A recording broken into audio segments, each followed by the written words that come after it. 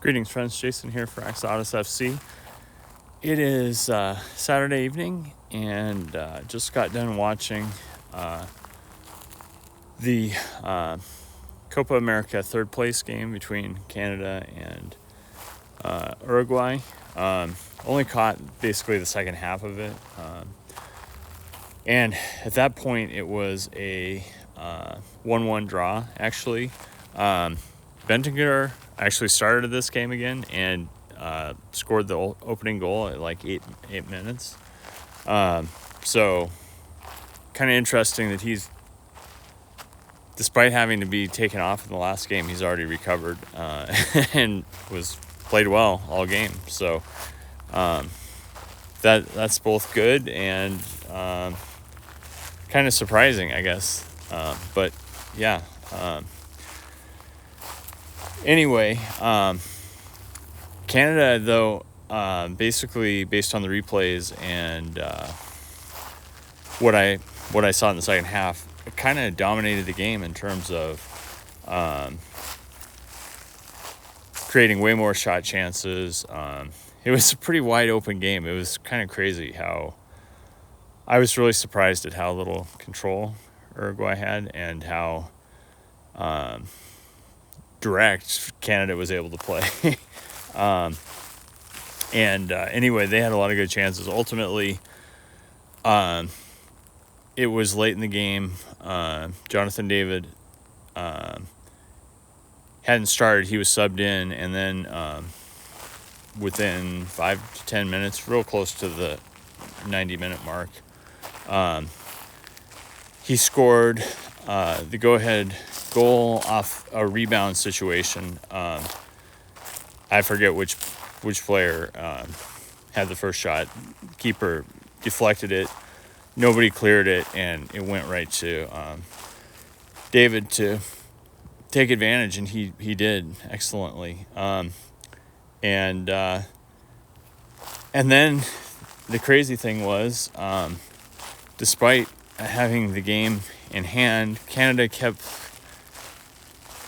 And actually, I mean, this is something we have to be a little bit concerned about as Spurs fans, because anyway, they continue to go for like another goal and play wide open, and were real shaky in the back. And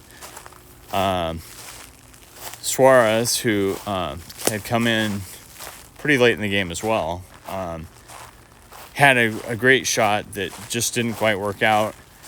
Canada continued to be like going for it, but then not really taking care of the ball and being way wide open at the back. And then, I mean, entertaining to watch, but crazy at the same time, because Uruguay came back and Suarez equalized, and it never should have been. Never should have been that wide open once they had the lead with so little time left in the game. And the bizarre thing too, actually, there was supposed to be 5 minutes of stoppage time. There was at least 30 seconds off for the goal. They ended it at 95 minutes. So ridiculous clock accounting by the referee, but it is what it is. Anyway, Canada never should have been in that position. Went to penalties. Uruguay won 4-3, essentially. Bad miss on the third attempt from Canada, and it was a stutter step thing. The keeper guessed right, and then the player who was shooting had no power because he had stopped, essentially. And yeah, anyway, then right at the end, the fifth goal attempt, Antonio Davies, really good looking shot, but it caught the underside of the bar and bounced out instead of into the goal. So it was just inches from, going in or whatever. But yeah, crazy finish. Great tournament for Canada, but they really got to be kicking themselves after this one. And yeah, easily should have been third place. Outplayed Uruguay for most of the game. Just didn't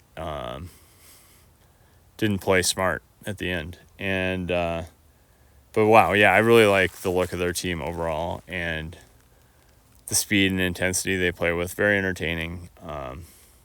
Yeah, definitely way way better position going into the World Cup in 2 years than Team USA. And it was kind of interesting too. I didn't watch all of the interview yesterday, but Jesse Marsh was asked, about the U.S. job or whatever, and basically he was like, I have no interest in it, and I don't see myself ever wanting or getting the job, something to that effect, with the current U.S. soccer leadership. So, yeah. Not that I thought we were going to poach him at this point, or that he would want to leave at this point. Yeah, cool that he's made it clear that he is not interested. But yeah, anyway, yeah, and disappointing that they played so well in the tournament and just came short of getting that third place. And kind of amazing too that I think they said that was like Uruguay's like 29th or 31st, somewhere in the 30 tournament range of top 3 finishes in the Copa America and other things of that nature. So anyway,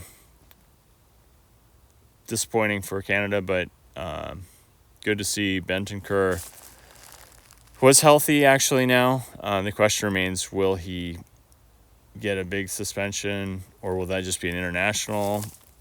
Yeah, lots of questions in that regard. More answers to come, presumably. Switching gears to Tottenham, they had their closed-door friendlies with Cambridge United today, and sounds like it ended up being two completely different teams that they assembled for each half. First team had mostly regular starters, and Son scored a brace, and Brennan Johnson had hat trick. Bergvall, I think, played an 8 role in that one. Pedro Porro was at right back, whereas Archie Gray played some right back in that second half. Kulusevski was playing the 10 in that first team because Madison had that role for the second half, essentially. And in the second half, Timo Werner created an own goal, and also Mikey Moore, who was on the right, scored for us. So very good showing overall. Sounds like, yeah, a lot of players were interested in seeing what they can do. We're getting game time and, doing good things. So considering all of our defense, all our center backs are still on post tournament or cup tournament vacation, and probably won't see them until the end of July or whatever, or even part of August, depending on Romero's situation. But that's encouraging. And obviously no footage or anything to see like that, just kind of secondhand reports and that kind of thing. Big game tomorrow. Looking forward to England taking on Spain, and we'll see what happens. it's right there for them. I'm optimistic, although I think Spain is the favorite probably. But yeah, anything can happen in these things. So as always, thanks for tuning in. Please like and subscribe if you enjoy them. And remember, to dare is to do.